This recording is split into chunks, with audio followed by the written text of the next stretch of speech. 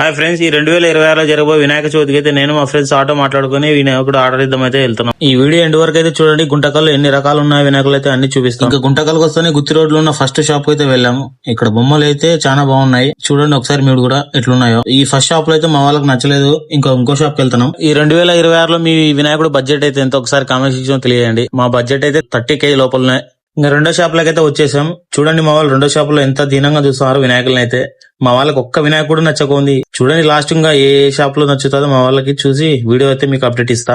ఈ రెండో షాప్ లో అయితే నాకు వినాయకుడు నచ్చింది, ఇది తీసుకొని ఉందామంటే మా వాళ్ళు అయితే వద్దంటున్నారు. ఆ రెండో షాప్ లో ఒక అర్ధగంట చూసి మళ్ళీ అయితే మూడో షాప్ కి అయితే వెళ్తాం. అందరం ఇక్కడైతే బానే ఉన్నాయి, కానీ మా వాళ్ళకైతే నచ్చలేదు. ఇక్కడ ఉన్న వినాయకులు అయితే అన్ని ఒకేలా ఉన్నాయని మా వాళ్ళు అయితే పక్క షాప్ కి వెళ్లారు వినాయకులు ఇంకా చూద్దామని. మొత్తం ఈ రోజంతా మా వాళ్ళు తిప్పి పెట్టినారు ఫ్రెండ్స్. ఈ గుంటకల్కి చుట్టుపక్కల ఊర్ల వాళ్ళు చాలా మంది వచ్చారు వినాయకులు కొందామని. బళ్ళారి, ఆదోని, గుత్తి, తాడపత్రి అంతా చాలా ఊర్లో అయితే వచ్చారు ఇక్కడ వినాయకులు కొందామని. ఈసారి 2026లో జరిగే వినాయక చవితికి అయితే మొత్తం గుంటకల్లో ఎన్ని షాపులు అయితే ఉన్నాయి అన్ని షాపులు తిరిగి ఏదో ఒక మంచి వినాయకుని అయితే సెలెక్ట్ చేస్తాం. సెలెక్ట్ చేసి బుక్ చేసి పోతాం. ఈ వీడియో ఫుల్ చూడండి, చాలా బాగుంటది, ఇంట్రెస్టింగ్. ఒకసారి బ్లూ కలర్ లో ఉన్న వినాయకుని అయితే చూడండి ఎంత బ్యూటిఫుల్ గా ఉన్నాడో. ఇంకా ఇట్లాంటివి ఇక్కడ చాలా ఫుల్ కలర్ఫుల్ గా ఉన్నాయి గుంటకల్లో అయితే.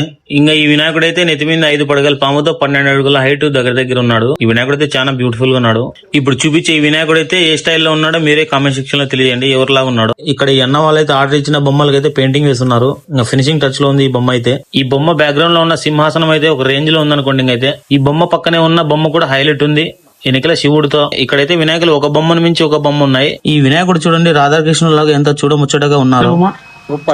మా పుల్లయ్యన అయితే ఈ వినాయకుడు అయితే చాలా సూపర్ గా ఉన్నాడు అని చెప్తున్నాడు. నిజంగానే సూపర్ గా ఉన్నాడు ఈ వినాయకుడు వాళ్ళు అయితే ఆంజనేయ కూర్చొని సూపర్ గా ఉన్నాడు. ఇక్కడ వేరే వాళ్ళు వచ్చేసి బొమ్మ సెలెక్ట్ చేసుకుని ఆర్డర్ కూడా చేసేసుకుని ఇంటికి వెళ్తున్నారు. ఇంకా మా వాళ్ళు అయితే ఇప్పటికీ సగం గుంటకల్ తిరిగి కాలు నస్తాయని చెప్పి ఒకసారి కూర్చున్నారు. ఇంకా నెక్స్ట్ ఏం తిందామని ఆలోచిస్తారు. మధ్యాహ్నం అయింది. ఇప్పుడైతే గుంటకల్లో హోటల్లో భోజనం చేసి మా వాళ్ళైతే మళ్ళీ ఇంకా యుద్ధం స్టార్ట్ చేసినారు వినాయకులు వెతకడానికి అయితే. మా వాడి ఈ వినాయకుడు త్రిశూలం అయితే మీకు చూపిస్తారండి, ఒకసారి చూడండి ఫ్రెండ్స్. ఇంకా మొత్తానికి గుంటకలంతా తిరిగేది అయిపోయిన తర్వాత ఫైనల్లీ మా వాళ్ళకైతే ఒక బొమ్మ నచ్చింది. ఇంకా బొమ్మ అయితే ఆర్డర్ ఇస్తున్నారు. ఇంకా మొత్తానికి మా బొమ్మ దగ్గర అయితే ఫోటో దిగి అందరం అయితే ఇంటికి బయలుదేరుతున్నాం. పొద్దున 11 గంటలకు వస్తే సాయంత్రం 7-7:30 అయింది. ఇంకా ఇంటికి అయితే పోతున్నాం మొత్తానికి ఆటోకి. అందరికి బాయ్ ఫ్రెండ్స్.